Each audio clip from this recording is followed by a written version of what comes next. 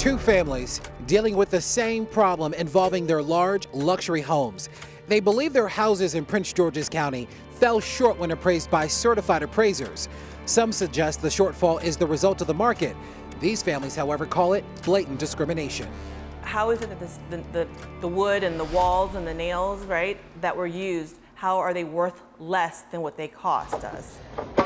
When in neighboring counties, we're seeing that the exact same builder building the exact same size and type of home is worth twice as much as what our home costs to build.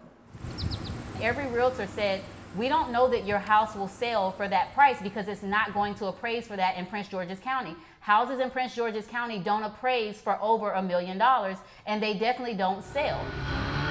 The two families say this isn't a coincidence, it's a trend where homes in predominantly black neighborhoods are valued differently. Jacqueline Priestley and her husband built their dream home in Bowie last April. We wanted more space and, multi-generational living with, mom and my stepdad living with us too. We looked in other counties in Maryland and then decided to stay in Prince George's County because we recognized the fact that you can't put a price tag on community. But community would come at a cost. After building their nearly 9,000 square foot home from the ground up, they needed financing, so an appraisal was ordered. When appraisers tour a home, they look at and consider the overall condition of the property, square footage, upgrades, and location. The first appraisal came back at $1.2 million. Priestley and her husband pushed back, alleging certain features in the house were not considered. Another appraisal was ordered. The second appraisal would come back at $1.3 million, but it still fell short of their total construction costs of nearly $1.8 million, leaving them in the red nearly $500,000. For as much as we're not gaining financially in choosing Prince George's County, we are gaining exponentially in terms of that true community experience that is hard and rare to find. But Rashunda Ingram Harvey and her husband Derek don't see it that way. Just don't buy in Prince George's County. I mean, at the end of the day, this is historical. This is not something that just started. This is something that's been going on. Gearing up for a move to Texas, the two put their 5-bedroom Upper Marlboro home on the market earlier this year. They listed it for $1.25 million and received an offer above the list price. The house appraised at $1.19 million, lower than the nearly $1.3 million sales price. The realtor tried stepping in. How often do African American people buy $1 million homes? And in an area like that where, they look at Prince George's County as an area that's made for black people. These stories reflect a known problem. A 2018 report from the Brookings Institute showed that owner-occupied homes in black neighborhoods are undervalued by about $48,000 on average. That average remained consistent when we examined their data for the Washington Metro. And when you consider the losses nationwide, the Brookings Institute says it amounts to about $156 billion in cumulative losses. Researchers point to bias in the home buying process for contributing to the disparity, pointing out appraisals as an important role. An analysis by real estate brokerage Redfin said appraisals can be problematic because they can perpetuate the cycle of racism by assigning lower values to homes in black neighborhoods than white neighborhoods. Dr. Daryl Fairweather is Redfin's chief economist. I think appraisals are an important modern day factor because appraisers have a lot of power. They come in and they say what the home is worth, what the bank is willing to lend against the home, and they may do their best to be as objective as possible, but ultimately those appraisals are subjective because it's an individual making them and putting their own view onto how to interpret all the factors that go into what makes a home valuable. The allegations of appraisal bias are so strong it even attracted the attention of the Prince George's County Association of Realtors, who earlier this year sent a survey to its more than 3,000 members looking for specific examples of appraisal bias. We're told about less than 500 surveys have been returned and the results from that survey are pending. But while homeowners complain of appraisal bias, few are filing complaints. The Maryland Commission of Real Estate Appraisers, Appraisal Management Companies, and Home Inspectors tells us on average they receive about 5 complaints a month. And when we ask specifically about complaints filed in Prince George's County about the devaluation of their homes, officials tell us they weren't aware of an influx of complaints. Priestley and Harvey said they did not file formal complaints because they had no idea the commission existed. But Priestley hopes educating others will save time and money. She and a group of community leaders formed the group Fair and Unbiased Appraisal Advocates. They even launched the website blackhomesmatter.org. Until we bring this conversation to the forefront, to one that homeowners know to be their own advocates and to be aware of this, and to the conscience of appraisers and banks, we've got a lot of work to do. The new group has already begun to generate buzz as it works to stomp out bias, something Rashunda and Derek say they worry less about now living in Texas, building a new $1 million home in a neighborhood with no known issues of appraisal bias. We wish things had been different in Maryland, because at the end of the day, you spend $1 million on something, you want your money to go to the right place. You want to know that your purchase is valued and that you can make your money back. And it just wasn't something that we could do there. I'd be pounding the table. I'd be grabbing my realtor by the necktie and say, what is this? How could a home that I built or maintained be appraised at less than what I put into building it? After seeing our WUSA 9 investigation detailing allegations of biased home appraisals in Prince George's County, Maryland Democratic candidate for governor and the state's comptroller, Peter Francho, says his campaign is requesting Maryland's Commission of Real Estate Appraisers, appraisal management companies, and home inspectors provide a detailed report outlining the average appraisal value of Black-owned and occupied homes in Prince George's County. They're also requesting home value reports for Montgomery, Howard, and Fairfax County as well. Other parts of the state, equal homes are selling for a lot more. So let's get real, Maryland, and let's do something to address this issue. Francho says a letter will also be sent to the state's attorney general about the issue. A 2018 report from the Brookings Institute showed that owner-occupied homes in Black neighborhoods are undervalued by about $48,000 on average. That average remained consistent when we examined their data for the Washington Metro. And when you consider the losses nationwide, the Brookings Institute says it amounts to about $156 billion in cumulative losses. In your capacity as comptroller, had you heard of this issue before? Has this been brought up to you at any other time? Only in passing has it. But you guys really, nailed it as far as your reporting. And it is out there. The two families we profiled say they've lost anywhere between $60,000 to upwards of $500,000 because of lower than expected appraisals.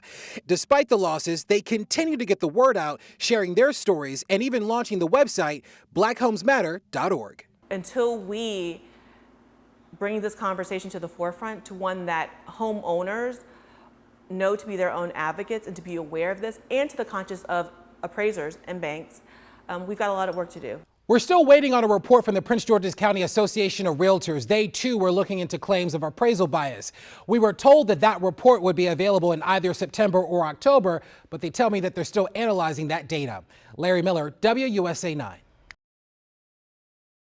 In a WUSA 9 exclusive, we share the stories of two families who claim they've lost thousands of dollars because they are victims of appraisal bias. They say their homes were valued differently because they're Black and live in a majority Black neighborhood. Well, after our story aired, we heard from more families who are sharing similar experiences. And tonight, a bit of a twist. We hear from a white family who lives in a majority Black neighborhood. They're detailing an appraisal experience that they call, quote, suspicious. Here's WUSA 9's Larry Miller with a continuation of our series appraising Prince George's County. I'm an older person, so throughout history they always said, communities that are primarily Black are lower value, and I don't believe that. It is something that is very concerning because the house is the house.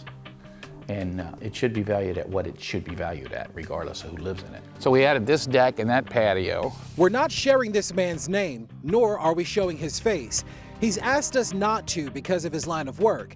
And for the purposes of our report, we'll call him Jim. That's a sign that something's wrong. But even with Jim's identity concealed, he said he couldn't hold back his story after hearing his former neighbors, Rashunda Ingram Harvey and her husband, Derek, detail their alleged encounter of appraisal bias. We lost about $60,000. Jim's story begins in 2012. That's when he says he bought this 5-bedroom home in Prince George's Marlboro Ridge community, known for its amenities and on-site equestrian center. It's a majority Black, high-end neighborhood. He's one of the few white families who live there. I mean, I love this neighborhood. I love all my neighbors here. He paid about $820,000 for the house. It was this past summer when the house had to be appraised again. In June, July, we applied for to do a HELOC loan, and so we had the house appraised for that. HELOC stands for Home Equity Line of Credit. It's a loan where homeowners can borrow against the equity they've accumulated in their houses. We filled out all the paperwork with the credit union, and they ordered the appraisal be done. They said it would be a drive-by appraisal, didn't cost us anything. And an appraiser came by, drove by the house, took pictures, and then did an appraisal report. A few weeks later, the appraisal report came back. When I saw it, I saw that it was pretty low. The report said that the house was worth $785,000, more than $35,000 less than what it cost them to buy 9 years ago. I said, this is wrong, and so they ordered a full appraisal that I paid over $500 for. The appraisal company came out, they did a walkthrough, they took measurements, there's two guys, and they walked around the house, they annotated everything we've added to the house. The walkthrough appraisal came back at $920,000, $135,000 more than the first appraisal. It amazed me. We took Jim's case to real estate appraiser Jennifer Gossman for an outside opinion. She has 15 years of experience and is an expert in DC real estate. She holds a license in Maryland too. We want to be absolutely clear. She wasn't involved in Jim's appraisal, hasn't seen Jim's home, and is only assessing the documentation provided. And she's not providing a value opinion as well. But looking at the documents, she says a few things catch her eye. So they did a limited scope, which is even smaller scope than a drive-by. If you read that report, the appraiser was thoughtful that the overall neighborhood values for the last 12 months was $750, something like that. I did my own research, and that's correct. If you just do a 1 mile radius of his home for the last 12 months, I picked a size of over 3,500 square feet, even though his house is 5,100 square feet. The median value is $750. She also noticed something about the comps, or what's known as the comparable homes, which are used to justify the value of a house. However, the comparables that are on that appraisal report, every single one of them was from 2020, and the effective date was a 2021 date, so all of the comps are older, and all of them are over 2.5 miles to up to 4.5 miles away. I don't think that's a great report, but it's a limited scope appraisal. I don't think that product is necessarily a great product. Gossman says when determining a home's value, she prefers to use recent comparables within months or at least the same year as the home that's being appraised.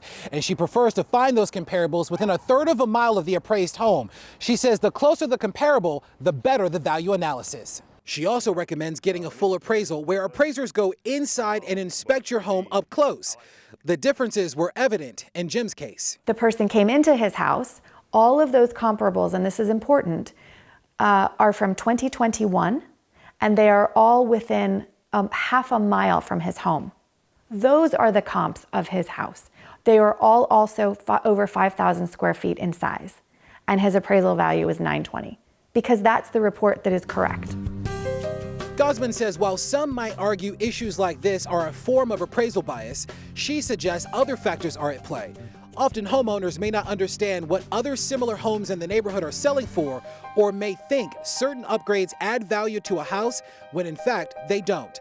Gossman says appraisal bias is difficult given how appraisers are regulated. Appraisal reports are governed by Congress and the appraisal board and the appraisal subcommittee, and we certify that our appraisals are unbiased with race, creed, religion, age, marital status, color, sex, neighborhood boundaries.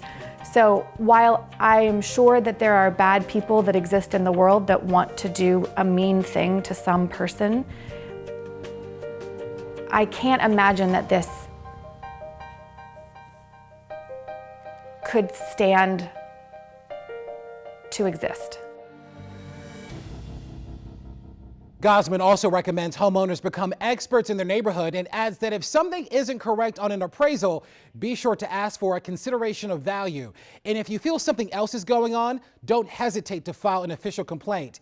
And if you need to file that complaint, we've listed all of the ways that you can do so by heading over to our mobile app and our website, WUSA9.com.